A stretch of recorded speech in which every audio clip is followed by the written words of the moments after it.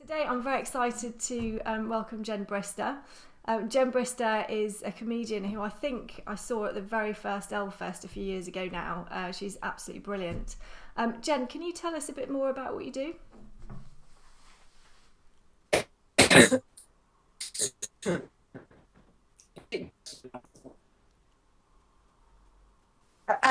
Yes, I'm a stand-up comedian, and that is my job. I do that. I mean, it's hard to say full time because you're never on stage full time. That would be madness. But yeah, that's how I earn a living, and I travel around the country and around the world performing, and I take shows to places like Edinburgh Festival, Melbourne Festival, and um, yeah, that's how. Basically, I would just describe myself as a jobbing comic. Okay. And at the moment you're writing a series of blog posts, I guess, for it's called Tales of the Other Mother, and it's for Standard Issue. Mm. And obviously, you sort of you write about the realities of being, the other mother, the non-birth mother. But obviously, there's an element of humour there. Do you find that your humour really helps, with being a parent? Because obviously, it's being a parent is hard. Do you find it helps? Yeah, I mean, you've got to have a sense of humour. Definitely. I mean, there'll be times when there'll be stuff that happens which is not funny, but like you just know, give it a couple of months. This is a brilliant story. I mean, Yeah. it's not funny when you're hosing your kid down because they've got, poo from the neck to their feet. That's not funny. But then, like, the anecdote comes It's, later. I So guess it's funny if you're a certain distance from if it, you're at then a it can be cafe, funny. it's not funny. It's people, you're a social pariah. It's just not Yeah, funny. yeah, But yeah, you have to have a sense of humour. And also, what are you going to do? They're babies.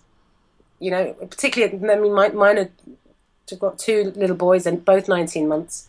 And, they're tiny little munchkins. I'm not going to be cross with them. So you've got to, I'm absolutely amazed at how patient and calm I can be with them in a way that I am not with anyone else. in I general, really, yeah, I very, very have very little patience with other humans, but with my children, I'm just like, yeah, I'm quite surprised yeah. at how calm I am with them.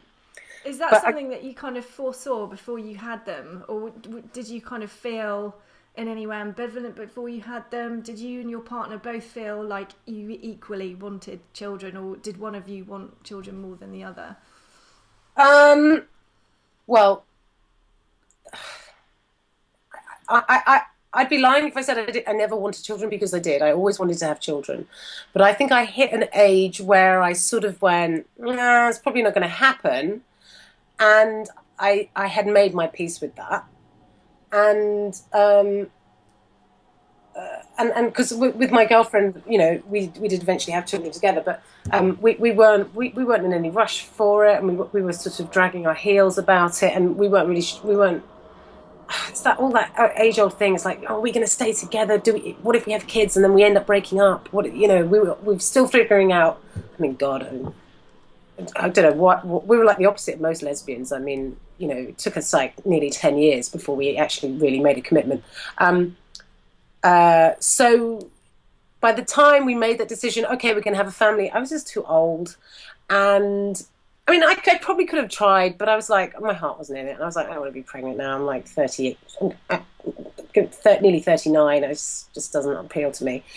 And my girlfriend was really like, I don't think I'd be happy if you were pregnant and I wasn't. I was like, oh, done Yeah, deal. Right. that's that Okay, then. you nailed it.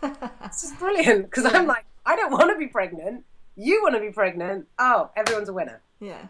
I mean, I have to say, yeah, for us it was similar as well. There was never really a question as to who was going to be the birth mother because Yeah. it was never going to be me unless my partner was having problems, and then I would have stepped in. But I Yeah. was quite happy for her to crack on and get on with it. Yeah. The same. Like if it, I mean, we did IVF in the end for various reasons. And the doctor did say to me, like, how old are you? And I went, at the time I was like nearly 38. I was like, oh, nearly 38. And he went, okay, how old are you? Just like, that was it. It's like, oh, okay. Isn't that funny? I mean, that's actually the opposite of our experience because we went to go and see our GP. We tried a private clinic first, and then we had a big wobble, And then it was probably a year, 18 months later, we went to our GP and, you know, obviously explained the situation, explained how old we are. And she was like, oh, well, you know, the median age of people in this area is 41, I think, for their first child. So it doesn't matter, don't worry about it.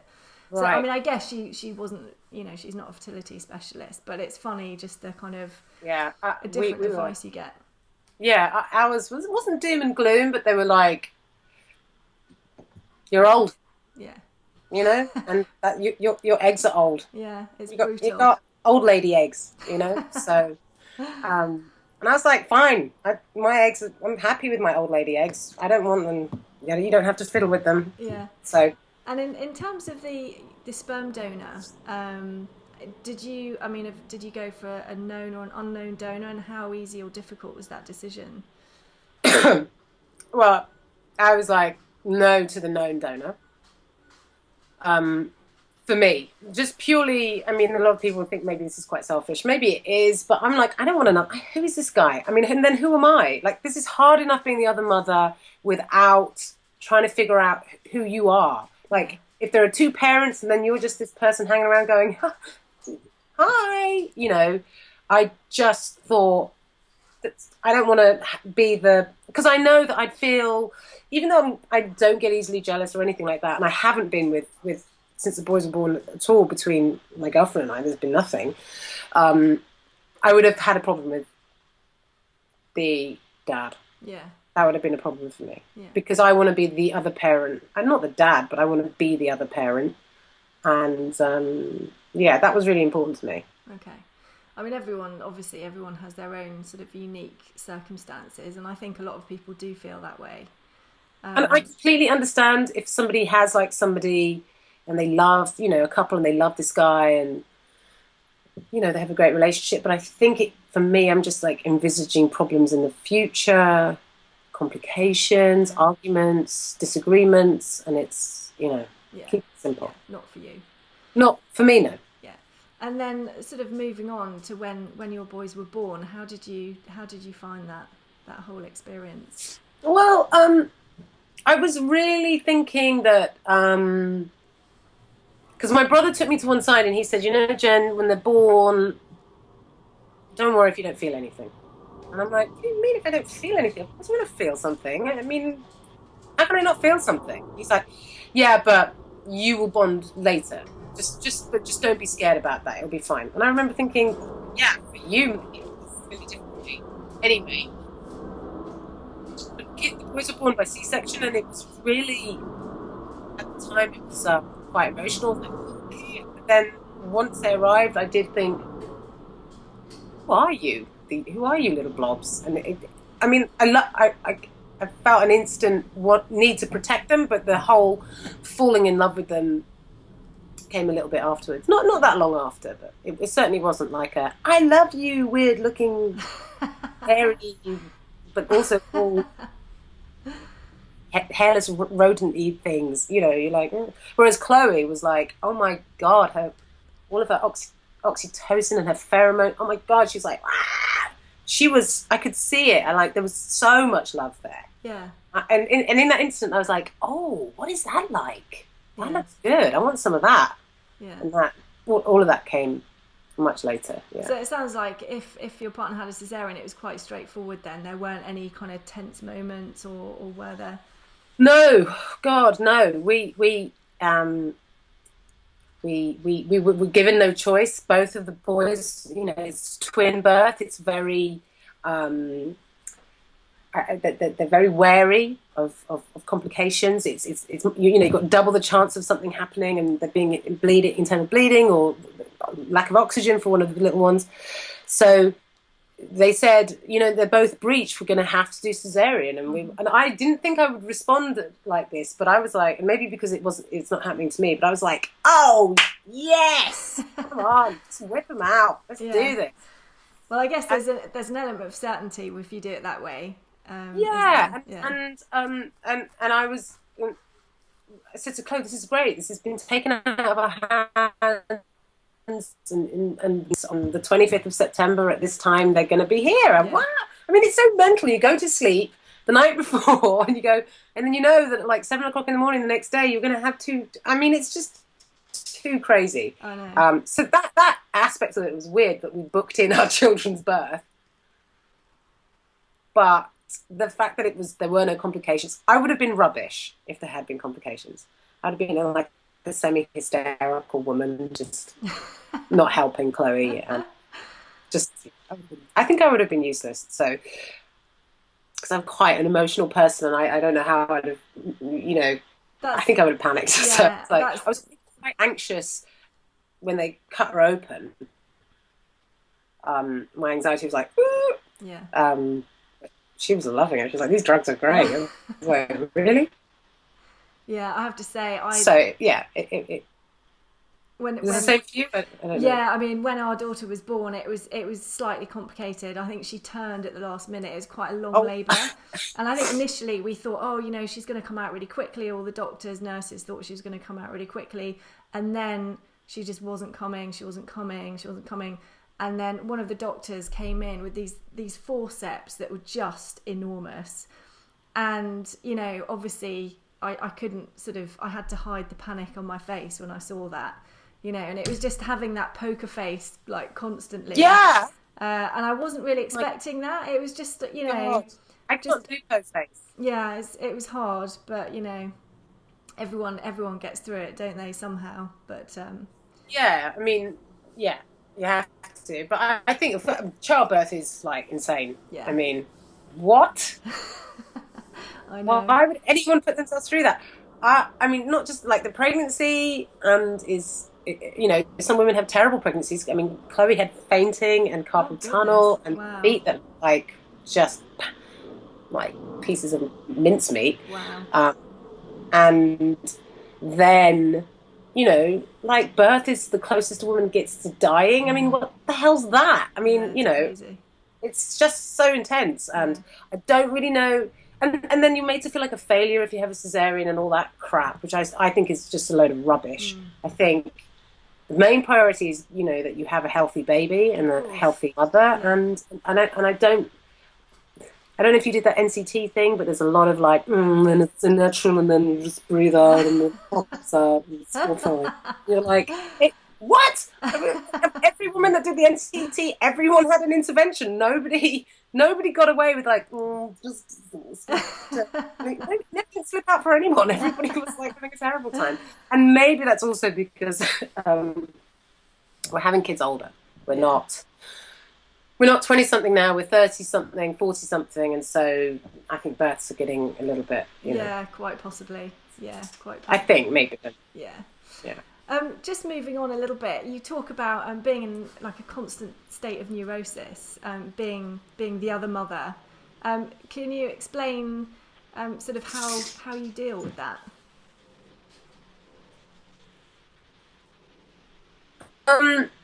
Well, I don't know, like any parent, really. I have like terrible fantasies, like awful fantasies. I mean, not fantasies, not like I want these things to happen, but I just have. I guess I've never had anything that I've really been worried about losing before, and so I get quite neurotic at the thought of anything happening to them, and I try to quash that so that like if they're on a climbing frame or they're doing something, I'm not like. I let them play and fall over and make mistakes and all that kind of stuff. I do find myself like, I don't know, like I said something insane the other day. Like Chloe's father is a real biker. He's got motorbikes, and he's like, oh, well, when they learn when they get their motorbike license, and I was like, they will not. They're like 19 months old, and I'm already vetoing them ever riding a motorbike. It's like, what? I do. I have these anxieties and neurosis, and I have to kind of squash them, and so that they don't on it. Yeah, but I have that as well. You just have to kind of check yourself, don't you, and just kind of bring yourself back to to some reality. Kind of exactly. So is that neurosis sort of not part of being sort of the non-birth mother or non-genetic mother? Do you think that's any part of it, or? I have a little bit of that maybe when I leave Brighton, possibly. I get like, oh, we have to have these conversations where I'm like, who are you? And like people go, it's so nice that your friend is helping. And I'm like, yeah, it's really, really great. I'm a really helpful friend. I'm here all of the time, actually. Not getting paid. Um, yeah, the explaining bit I hate. I hate the explaining. That I find just boring. Yeah. But it's always, it's not always kind of relevant to the situation. Or sometimes it's kind of, you don't want to put all that out there, and yet inadvertently I mean, someone has asked you a question that you either have to lie, or you have to kind of spill everything out, and it's just exactly. yeah, Otherwise, like they go, oh, so you're the mum, and la la la, and then they talk to my partner like she's the only parent, and I stand there going, because sometimes I'm like, somebody says to me, why didn't you just say you're the other mum? And it's like, because then I have to go into, I'm the other mum, and they're like, the other mum, and you're like, yeah, because we're a couple, and did you adopt them? No, we didn't adopt them. We had and then I'm telling them how we had our children and who. And it's like way too much information. Can I just have a cappuccino, please? It's too much. So my favourite is when I'm out with Edie and people are just like, oh, she looks so much like you. Oh God, that's hilarious. I get that all the time. Oh my God, they look so like you. You're like, and they don't. That's the weird thing. I'm like, they absolutely look nothing like me. I mean, the thing is with your kids as they get older is that they do sort of have your facial expressions, your mannerisms and things, stuff that you have definitely. But no, yeah. When they say that, I mean, part of me goes. There is a part of me that always goes, really? So, oh, okay. And there's another part of me that goes, oh, hang on, you're just saying that. Like, I mean, you'd say that to anybody. Yeah. That's like people's go-to. And how about your response? How about your parents? How have they kind of adopted sort of grandparenthood, or do you think it's any different to if you'd have had your own biological children, or is it the same? Do you think? Well, my mum certainly hasn't made me feel like it's any different. She's made me feel like it's 100% the same. I think, so I don't know. I mean, my mum has definitely not made me feel, and like I don't see that much of my dad, but even he's like totally, yeah, great, cool. Neither of them have got, and neither of them have ever had a sort of problem or an issue with me being gay, so having kids. I think my mum's biggest problem about me when I came out, the only time she ever said that she was a little bit disappointed was when she was like, no, I'm just not going to have grandchildren. And now that she's got grandchildren, she's like high-fiving herself around the place. The girl had kids! Yay! So, I'm very, very fortunate in that respect that I haven't had that. And even my partner's family, who were, let's say, not 100% behind our relationship when we got together, have been the same. They've been amazing. I'm just really happy to see their grandkids, and yeah. Oh, that's good. That's really important, I think. And you live in Brighton, don't you? So do you sort of, and you mentioned sort of, it being different when you leave Brighton. Is there sort of like I don't know, do you think it's easier, much easier to bring up kids as same-sex parents in places like Brighton? Yeah. Yeah, I mean, we didn't move here by accident. Yeah, definitely. I think there are loads of, I mean, if you want them, I think there's the Brighton and Hove Rainbow Parents something or other. And there's loads of groups, there's loads of support. People who move to Brighton tend to be super liberal. I mean, we are like the only city in the country that voted for a Green MP. So I certainly have never had any problem or issue with anyone in Brighton about being a gay parent. Yeah. I don't see that many gay parents, but then I don't go to a lot of the groups because I just don't have any time, because I work weekends and Chloe works really hard during the week, and then I have the kids during the week, and it's just and I work nights as well, so they're like, come to an evening thing, and it's like, I'm working. So it's been yeah, so that's been difficult. But we think we're going to try and do stuff when the kids are a bit older, because I think it's important for them to be like, not the only kids that have two mums. Yeah. Yeah, I was going to say, once they start sort of getting older and, you know, understanding that, you know, that their family might be different, is that something that you worry about, or do you think you think you will worry about? I do worry. I worry about it less going to school here in Brighton, because I think other parents are going to teach their kids to be like, like if their kids go home and go, oh, so and so's got two mums, like, the parents aren't going to go, oh my God, that is so weird. They'll be like, some people have two mummies, some people have two daddies, some people have mummy and daddy, and then they'll be like, oh, okay, cool. So I feel less worried about it here, and I think with my kids, I hope that they'll be just confident enough in themselves that if they are ever challenged, which they will be, that they just, they can hold their own and be like, your dad smells of poo. I guess they, yeah. I mean, they have each other as well, which obviously is going to be a help as well. Yeah, they've got each other. We've got some very good friends of ours that live very close, who've just had a daughter, so she's only a year younger. And hopefully they can hang out as well. And yeah, so I do think it's important, and I do think that is something that we will definitely invest more time in as they get older. I'll make time for that. Yeah. Because I think it's important to make my kids feel like they are just one of lots of kids, not like, the freaks. Yeah. In terms of kind of resources for same-sex parents to be and same-sex parents, are there any particular, I don't know, books or websites or anything that have helped you? I'm probably the wrong person to ask about stuff like this, because Okay. I don't do those sorts of things. Okay. Chloe does. So she would be the one, if she was here, we'd ask her. Do you know? She's not here. Um, yeah, I haven't. I mean, like, apart from the Rainbow, Brighton and Hove Rainbow group, I know that there's a meet up at the South Bank that they do monthly for uh, same-sex parents.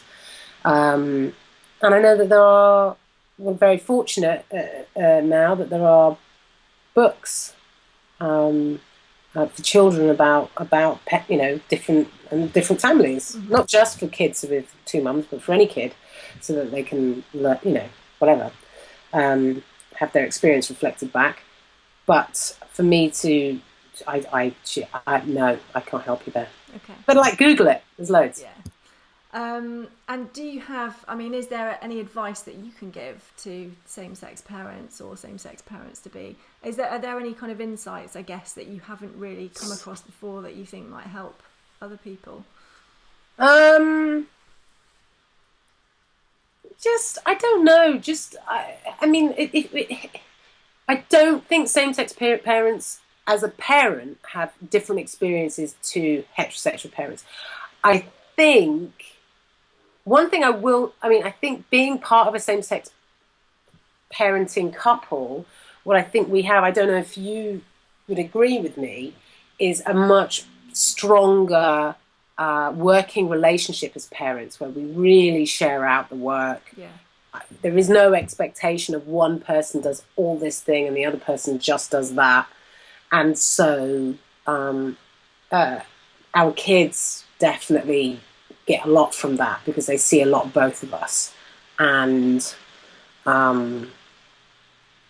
so, yeah, I mean, like, that's the best thing about being in a same-sex couple and having kids, is that those roles aren't defined by anybody. And it's the expectation, it's the kind of weight of expectation that you just don't have as a same-sex couple. Yeah, you don't. It's like with weddings, like if you're a gay couple and you get married, I never understand those people that go, we got a white dress and a suit, and it's like, oh my God, you could do anything. Yeah.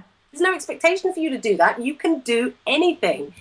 And as parents, there aren't those restrictions. You can redefine how you are as parents and how you behave as a couple. And I know that and this is a massive stereotype, but I have found that with some heterosexual couples, those roles are very defined And so the mum is like just working her fingers to the bone, like, you know, like bringing up a kid on your own.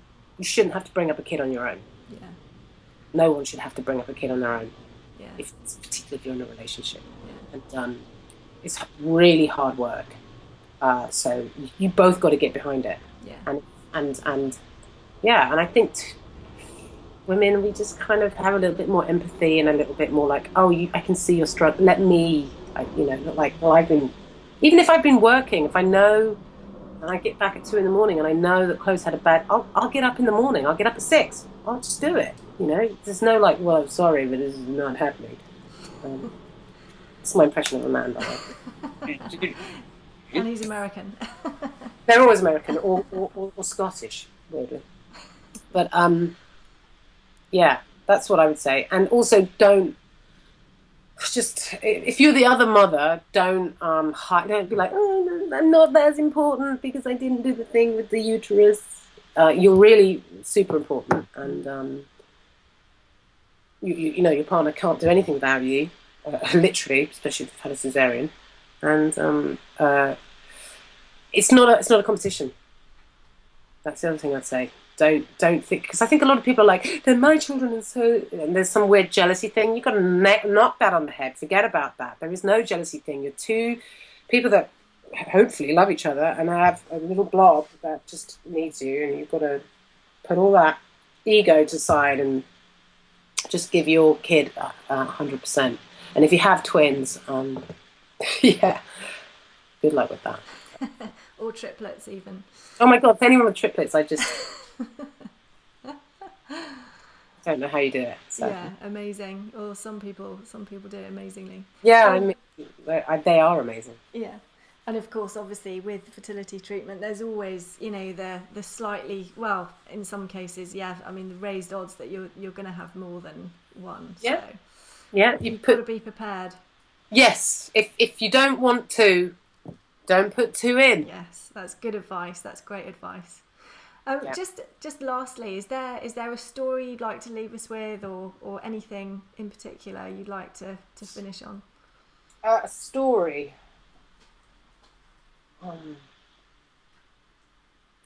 Yeah. Well, I think there was a story. It's not a. No, I don't know. I think sometimes I have this thing where I'm like, I have expectations of what somebody's going to think or say or react to when they find out that we're a gay couple, and this isn't really a story, but yeah. So I have expectations, and I'm already on the defensive, where I'm going to go, look, it's just normal now, so just. But actually, I've been really surprised at how many people are just completely like cool with it. Not so much in Kent, but certainly in just traveling around. I mean, I talk about it on stage, and sometimes it does make people feel a bit uncomfortable. And but generally, people are like, yeah, they're totally fine with it. Yeah. And so, yeah, I think just. I'm always surprised at how humans are, and that's quite heartwarming. Yes. Yeah, that's it really.